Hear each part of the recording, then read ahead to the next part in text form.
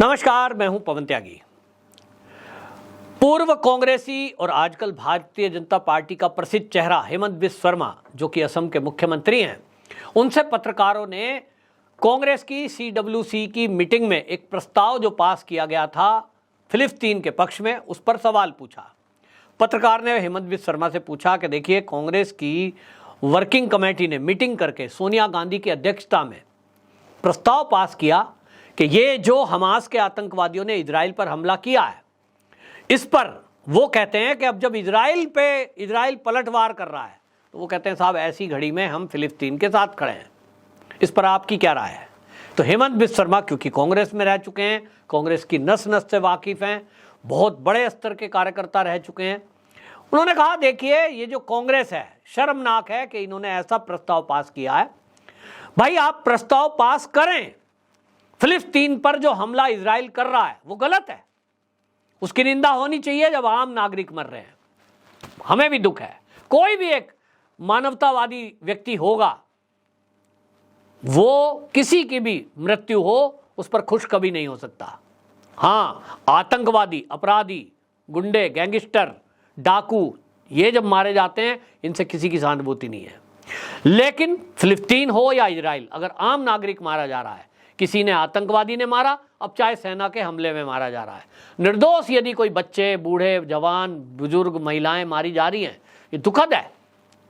लेकिन कांग्रेस जैसा राजनीतिक संगठन जो कि देश में काम करता है, वो एक प्रस्ताव पास करता है। हेमंत बिस्व शर्मा ने कहा कि उसमें अच्छा होता कि वो ये लिखते कि इजराइल के अंदर जो बच्चे मार दिए गए, जो महिलाओं को बंधक बना के ले गए, जो बीमारों को, बुजुर्गों को गोली से आतंकवादियों ने भून डाला, वो उसकी भी हम निंदा करते हैं। होना तो यही चाहिए था भाई, उसकी भी निंदा करो, इसकी भी निंदा करो। लेकिन आप एक पक्ष में खड़े हो गए, कांग्रेस एक पक्ष में खड़ी हो गई। और हेमंत बिस्व शर्मा ने कहा कि जो कांग्रेस ने अपना प्रस्ताव पास किया सीडब्ल्यूसी मीटिंग में, वो भाषा उसमें लिखी है जो पाकिस्तान के आतंकवादी बोल रहे हैं, जो पाकिस्तान का प्रधानमंत्री बोल रहा है। तो उन्होंने टिप्पणी की कि ऐसा है, मुझे तो लगता है जो सोच पाकिस्तान की है, पाकिस्तान के लोगों की है, पाकिस्तान के सरकार की है, वहां के आतंकवादियों की है, तो क्या कांग्रेस को चुनाव पाकिस्तान में लड़ना है? भाई, जो भारत की जनता है, भारत की जनता का क्या मूड है? भारत की अधिकांश जनता आज क्या आतंकवाद के, जो हमास आतंकवादी संगठन का हमला है, वो हमास के साथ खड़ी है? नहीं, निश्चित रूप से नहीं। मुट्ठी भर लोग हैं जो हमास के आतंकवादी हमले को सही ठहरा रहे हैं। जो फिलिस्तीन में जिस तरह से आतंकवादियों को पाला जा रहा है, उसको ठीक बता सकते हैं। तो कांग्रेस ने मुट्ठी भर लोगों की वोट लेने के लिए, सत्ता में आने के लिए केवल यह नाटक किया है। और यह नाटक नहीं है, ये कांग्रेस की सोच है। और इसलिए हेमंत बिस्व शर्मा ने कहा कि भाई, ये जो है इस तरह की सोच, इस तरह की बात जो कर रहे हैं, आप सोचिए, कांग्रेस का शासन रहा 2014 के पहले, तो कांग्रेस ही थी ना। 45 साल इन्होंने लगा दिए इजराइल में अपना दूतावास खोलने में। क्यों?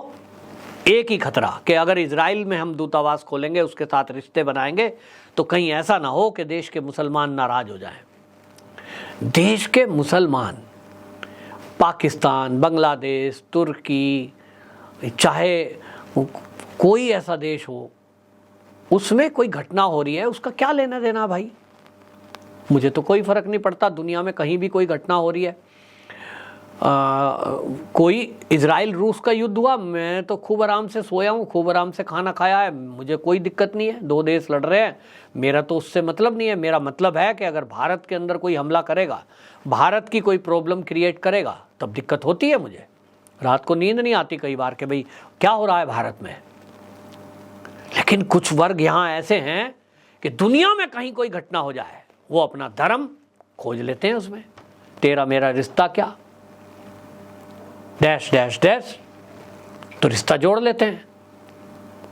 मेरा रिश्ता भी दुनिया में कई देशों में रहने वाले लोगों से है। उसी तरह का एक सनातनी विचारधारा, एक मेरे संस्कार, एक मेरी पूजा पद्धति। लेकिन अगर कोई अपराधी है, कोई गलत काम कर रहा है, तो मेरे परिवार का ही क्यों ना हो, मैं उसके साथ खड़ा नहीं होता। मुझे मेरे संस्कारों में ये सिखाया गया है।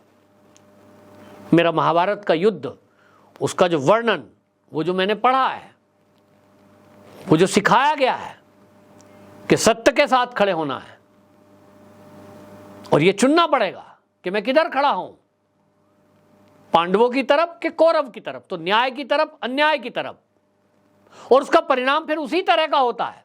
मैं अगर न्याय के साथ खड़ा होऊंगा तो उसका परिणाम वैसा ही होना है। महाभारत के युद्ध में बचा तो कोई नहीं, पांडव भी बचे तो बचे नहीं, सबको समाप्त होना है। लेकिन उससे एक ही प्रेरणा मुझे तो मिली कि यदि पांडव के पक्ष में जो खड़े थे तो उनके साथ भगवान खड़े थे, ईश्वर खड़े थे। उनकी प्राप्ति के लिए तो सारा सब कुछ कर रहा है लोग, कितनी तपस्या, कितना पूजा पाठ, और ये भी जो जिहाद कर रहे हैं ये भी यही कहते हैं कि हम उसको इबादत के लिए कर रहे हैं। तो फिर जो न्याय के साथ खड़ा है वहां भगवान स्वयं खड़े हैं। राम और रावण का युद्ध हुआ तो जो राम के साथ खड़े हैं, जो राम की टीम में थे, वो भगवान के साथ थे, और जो रावण के साथ लड़े, चाहे वो कोई भी थे, वो राक्षस की टीम थी। अंत तो सबका हुआ। राम जी की सेना में भी जो लोग थे वो तो आज नहीं है कहीं भी दुनिया में। ऐसा थोड़ा ही राम जी की सेना में लड़े थे वो सब अमर हो गए, मरेंगे ही नहीं, क्योंकि राम जी की सेना में थे, भगवान ने आशीर्वाद दे दिया तुम नहीं मरोगे। श्री कृष्ण भगवान जिनकी टीम में थे, यानी जो उनकी टीम में थे पांडव, ऐसा तो नहीं कि पांडव को कह दिया भाई श्री कृष्ण ने मैं तो परमात्मा हूं, जाओ तुम में से कोई नहीं मरेगा। जो शरीर में जन्मा है वो मरेगा तो सभी। लेकिन यहां देखने की बात यही है कि कौन किसकी टीम में खड़ा है, कौन किसके साथ खड़ा है। और ये कांग्रेस को देखिए कि इसकी हालत यह है कि जब भी कभी कोई आतंकवादी घटना देश में हुई तो ये खुल करके उसके विरोध में बोलता ही नहीं है, बल्कि उल्टा है। बाटला हाउस कांड में बयान आता है कांग्रेस के एक बड़े लीडर का कि मैडम तो रात भर सोई ही नहीं, इस चिंता में। सोचिए कि मतलब आप वोट लेने के लिए यह दिखाना चाहते हैं कि हम तो आतंकवादी के मारे जाने पे दुखी हैं। कारगिल वॉर हुआ, कारगिल वॉर में किस तरह से देश के सैनिकों को मारा गया छुपकर भारत के, जो मारने वाला पाकिस्तान था, उससे निपटने के लिए ये इजराइल हमारे साथ खड़ा हुआ, इक्विपमेंट दिए हमें लड़ने के लिए, हमारे साथ हौसला बढ़ाया। और ऐसे में अगर वो मुसीबत में है, उसके देश पे हमला होता है, तो क्या मोदी जी उसके पक्ष में खड़े होकर बात ना करें? लेकिन इस देश की कांग्रेस को लगता है कि नहीं, उसके साथ खड़ा नहीं होना है, क्योंकि वोट बैंक खिसक जाएगा। वोट बैंक की पॉलिटिक्स इतनी खतरनाक है कि इसने देश के टुकड़े करा दिए, एक पाकिस्तान बना दिया, एक बांग्लादेश बना दिया, और आज भी केरल को अलग थलग करने की प्लानिंग चल रही है, नॉर्थ ईस्ट को अलग थलग करने की प्लानिंग चल रही है। जो हमारा पंजाब है उसके अंदर खालिस्तानी मूवमेंट चलाकर उसको भी अलग थलग तोड़ने की कोशिश चल रही है। और अब तो कांग्रेस खुल करके जातिगत गणना कराने पर आ गई है। कई सारे राजनीतिक दल तो पीठ थपथपा रहे हैं, आरजेडी और जेडीयू जैसे इंडिया अलायंस के साथ जातिगत गणना कराई हमने, बड़ा इनाम का काम कराया। मेरा चैलेंज है कि आपने हिंदुओं को बांटने के लिए उनको 150 जगह में बांट दिया, जरा मुस्लिमों और ईसाइयों की भी जातिगत गणना करा लो। आपको भले की चिंता है ना कि हिंदुओं के भले के लिए हमने किया, तो मुसलमानों का भला नहीं करना आपको? उनमें भी जाति हैं, खोजो। और राहुल गांधी जी को चुनौती है, उनमें भी कराओ, और जो सबसे ज्यादा बड़ी जाति आपको दिखाई दे मुसलमानों में, क्रिश्चियनों में, उसके लिए उतने ही बड़े उपहार, उनकी नौकरी, उनकी व्यवस्था, उनका आरक्षण करो जरा, जहां जहां आपकी सरकारें। नहीं करेंगे, क्योंकि आपको केवल उनका वोट लेना है, वोट लूटना है, उनको मूर्ख बनाकर सत्ता में काबिज होना है कि हम तुम्हारे हितैषी हैं। ऐसे हितैषी नहीं होते। और इसीलिए हेमंत बिस्वा शर्मा जी ने ठीक कहा कि जो कांग्रेस है, क्या उसको पाकिस्तान में चुनाव लड़ना है कि वो पाकिस्तान की भाषा बोल रहा है? अरे भारत में चुनाव लड़ना है तो भारत में ये तो देखो कि भारतीयों की क्या भावना है, इस हमले पे ही लेके क्या भावना है। लेकिन नहीं, उनको केवल अपनी वोट बैंक की पॉलिटिक्स करनी है। और इसलिए ये आज समझने की आवश्यकता है देश के लोगों को, कौन किसकी टीम में खड़ा है, किसको किसके चोट लगने से दुख पहुंचता है। एक मंदिर के लिए किसका दिल धड़कता है, तो एक मस्जिद के लिए किसका दिल धड़कता है। ये नेताओं ने बांट रखा है, लेकिन हमको इस देश को समझना होगा कि आपस में लड़ाने वाले लोग, आपस में एक दूसरे के बीच फूट डालकर राज करने वाले लोग ये 65 साल सत्ता में रहे, तो क्या इन्होंने एक पक्ष, एक मुश्त जिन लोगों ने इन्हें वोट दिया, मेरा तो बचपन से मैं बड़े होने तक देखता आया कि मुस्लिम वोट, दलित वोट, एक मुश्त और क्रिश्चियन वोट कभी भी कांग्रेस के अलावा कहीं गई ही नहीं।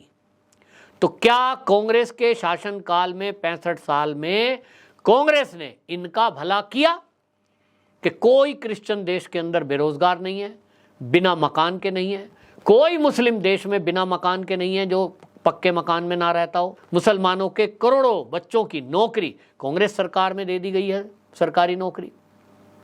आंकड़े निकालोगे तो चौंकाने वाला सच सामने आएगा कि किस तरह से कांग्रेस ने मुस्लिमों को भी मूर्ख बनाकर केवल वोट ली है, उनका भला नहीं किया। क्योंकि इनकी सोच ये है कि गरीबी बनाए रखो, गरीब रहेंगे तो ये आपके पीछे उम्मीद से लगे रहेंगे।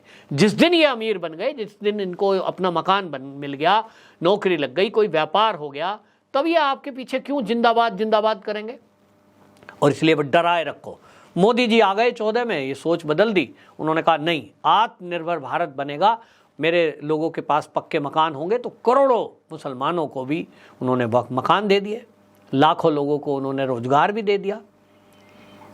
और सबका साथ, सबका विकास, सबका विश्वास, सबका प्रयास, ये जो नारा है, ये खाली नारा नहीं है। मोदी जी इसको जीते हैं, यानी भारतीय जनता पार्टी की सरकार में इम्प्लीमेंट किया जाता है। तो इसीलिए हेमंत बिस्वा शर्मा जी ने जो टिप्पणी की है, इस पर देशवासियों को सोचने की आवश्यकता है। आपकी क्या राय है, कमेंट बॉक्स में जरूर बताएं। वंदे मातरम।